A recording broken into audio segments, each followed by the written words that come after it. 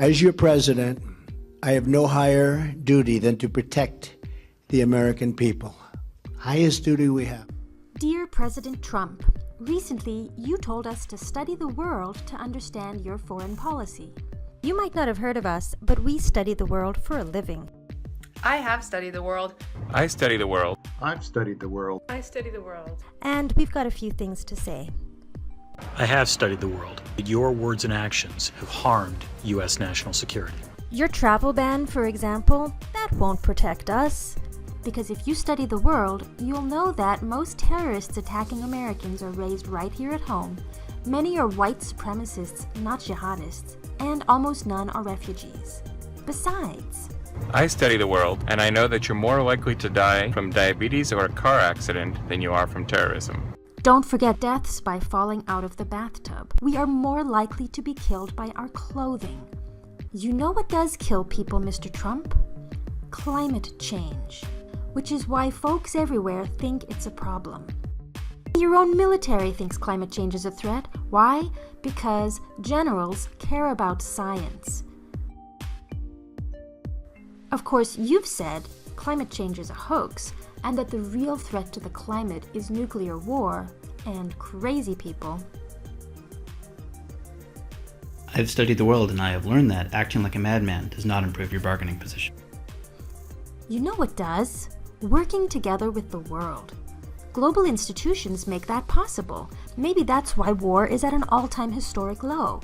So it's a shame that you decided to stop funding the United Nations, because global institutions are hard to build and easy to break.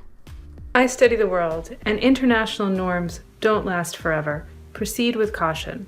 Maybe bear in mind that The U.S. gets more out of the multilateral order than we give. fact, we give only a tiny fraction of our budget to foreign aid, military aid, UN spending combined. In return, we get all kinds of goodies, a safer world, a more peaceful world. Which is why people with experience are saying, please don't wreck the system, which history shows is easier than you think. That means doing our part. I've studied the world, and I know that when countries want to do bad things to their citizens, there's nothing they like more than being able to point to the United States and say, see, they do it too. It means respecting our allies, and not just demanding they respect us. That doesn't work so well. Sorry. For one thing, it fuels misperceptions, and miscommunications, and creates failures of diplomacy and security dilemmas, which can lead to war. So can isolationism. I've studied the world. Donald Trump's economic and foreign policies have been tried before with disastrous results. In other words, Isolation is dumb. Sad. which is why America first can mean everyone last, because trade is good for prosperity, although the benefits of free trade also depends on the rule of law, which, as you found out, is alive and kicking. Because facts do matter, and even a small number of people can make a mighty big difference. How do we know? Science. Which is why, on April 22nd, this nation marches for science and for fact-based policy, because we've studied the world, and we think you should too. Because And people who say they're going to change history generally repeat it.